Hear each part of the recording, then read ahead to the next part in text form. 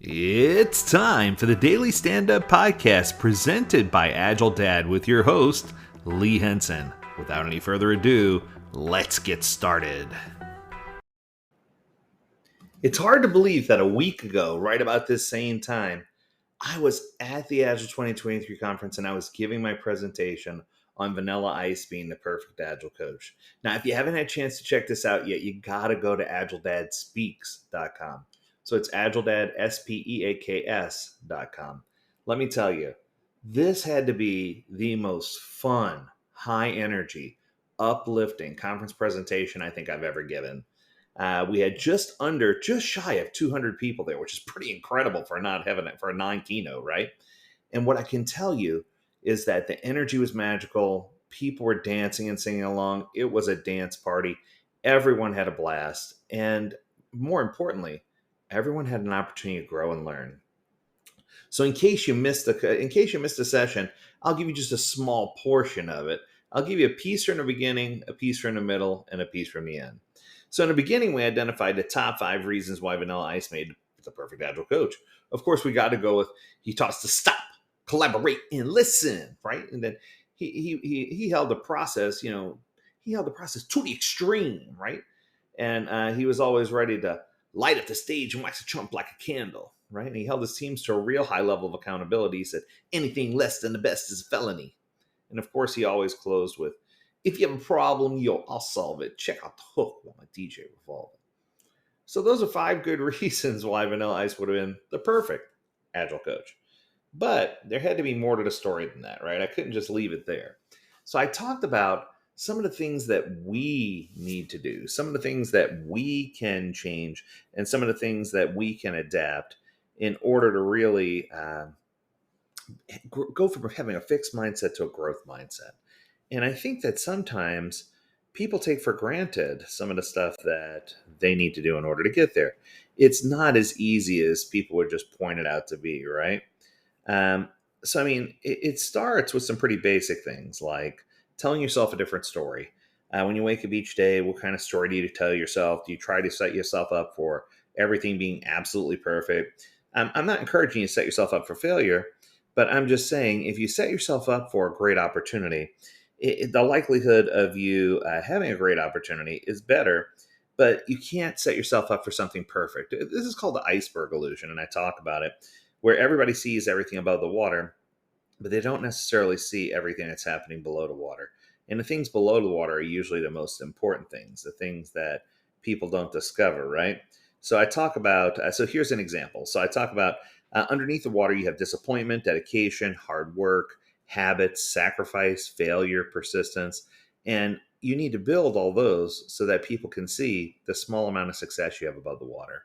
So when you break things down, it's just you have to overcome a lot of boundaries to get to where you need to go.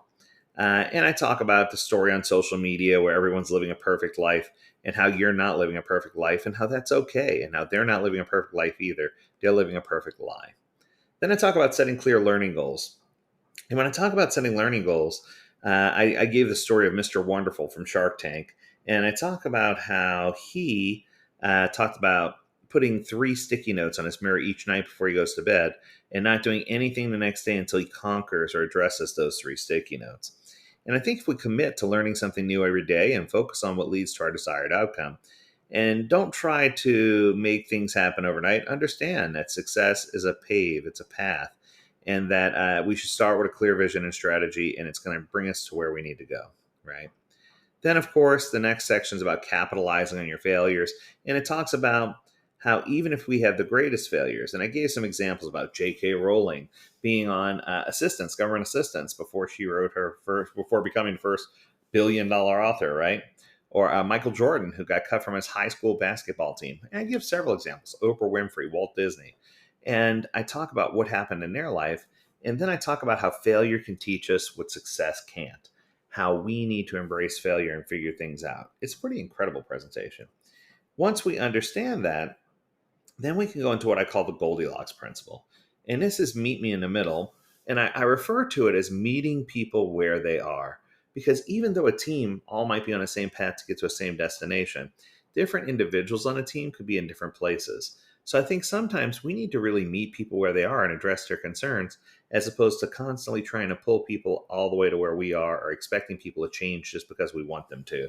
And what I can tell you is when you meet people in the middle, when you meet people where they are, it helps you to just set pragmatic, achievable goals and focus on things that are just a little bit above your level, and make sure you have a path that everyone knows they can follow. Because it shouldn't be about creating big headaches and creating a lot of overhead. It should be about reducing stress and finding ways to help people better engage. Then, of course, I talk about being consistent and flexible.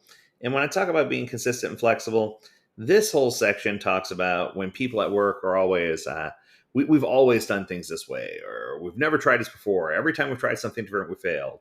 And when you try to do the 7 whys, you just tell me why, right? And you're trying to figure out why. And then the person always says, I want it that way, right? It's And yes, I realized I wasn't in key. My voice dropped. But yeah, but the point is, it's I want it that way. And you can't always have it that way, right?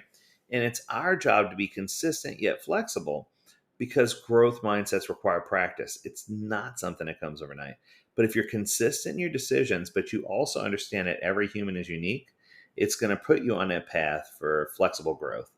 And I think part of that is also understanding that vulnerability is not a sign of weakness, and making sure you use the right choice of words. And if you do those things, you're going to be successful. And then, of course, I close with a bang, where we completely rewrite the Vanilla Ice script. And I talk about a quote from Confucius, where it's I hear and I forget, I see and I remember, and I do and I understand. And I think that puts us on a path and a journey of understanding. And I talk about how important it is to become an innovative disruptor and to figure out how to leverage some of these practices to help you understand what people are doing, to help get to that growth mindset, and to drive additional value both to your personal and professional life. What I can tell you is at 1:59 p.m. 1 week ago Tuesday Eastern Time, I had 180 plus people sitting in chairs, all looking straight at me, tired from eating way too much good food at lunch. And by the time I was finished, I had almost 200 people on their feet, dancing, clapping, with me rapping to a verse of Vanilla Ice. And in no way am I trying to toot my own horn or ring my own bell and say it's all my doing. What I'm trying to say to you is that everything about the Agile 2023 conference and everything about my presentation was about taking you on a journey, leading with love, taking you on a journey, helping you get to the point where you had tools that you could use, that you could bring back to your teams to help them be successful. Now, I think my favorite part of the whole thing was at the very end. I had about 40 people lined up that wanted to take pictures, get autographs, collect stickers, collect business cards. It was just an incredible outpouring of love. And a lot of them said, I'd love for you to come speak at our company. So because of that, I started a website, AgileDadSpeaks.com, where you could go and you can learn about how to get me to speak at your company, at your conference, at your user group. So that way, because I get so many questions about that, I thought I'd just put it out there so that way everyone can go to one place and get all the information that they need. It includes testimonials, different topics that I cover. It has a list of all the previous presentations I've given, where they were given, when they were given. So it really is just a powerful, powerful, powerful tool. So I'm hoping that between that and the podcast and between all the other things that can provide, that we can get to the point where we can have great success and where we can work together and where we can just do incredible, incredible things. And what I can tell you is that the closing remarks from Robbie, and I love this quote. So Robbie is Vanilla Ice. And at the very end of the presentation, I give a quote from him.